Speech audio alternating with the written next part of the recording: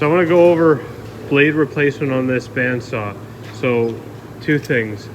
This lock is always going to be on this bandsaw. We'll just put it right here. So when you open these guards up, this machine should be locked out. So to lock the machine out, right here, you pull this little tab out and you just put your lock in there. Okay, so the lock's on there. And we can try turning it on and off. Okay, so that's the first step. Now what we can do is you're gonna have to release the tension with this. Now someone's already put a blade on here and you can see right here, this is very important. See, this blade's actually backwards. So when it gets drawn through the material, it's actually gonna ruin this whole blade. So you just loosen this off. You push this forward and this blade, you should have gloves on and pop this blade out. Probably a good idea at this point. You want to make sure the machine's all cleaned out. Okay. Now, because this blade was backwards, you have to roll it this way. Okay.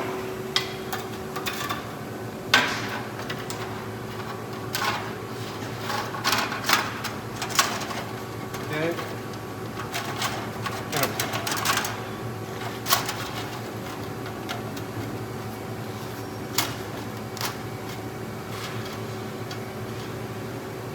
Okay, gonna lift the blade up on the ridges here. I'm gonna slowly tighten this. Now you want to make sure that this blade is actually in deep enough that it's sitting on those bearings.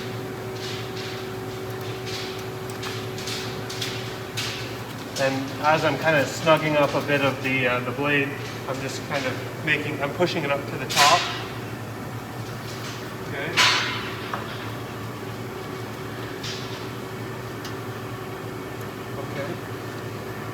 Now we're going to close these. I'm going to put the hardware back on. I'm going to lock the... I'm going to take my lock off.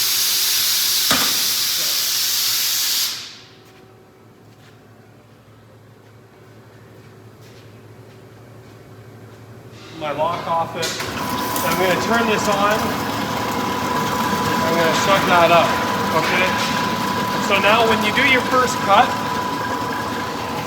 do yourself a favor. If your blade broke there or you're dulling the blade, there might be a reason. So you want to make sure the coolant is spraying at both sides of the blade, where the blade almost looks almost white, and it should be like that on both sides, and it is, because there's jets on either side of that.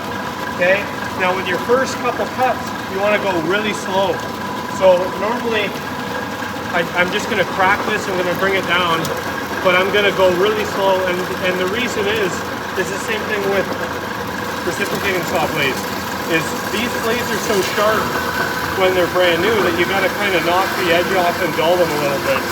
So if what's going to happen is you're taking too much of a cut with too sharp of blades, and it's going to end up snapping your blade or prematurely wearing it out. So there's a wear-in cycle. So maybe the first two cuts you can go nice and slow, and after that you can go pretty good.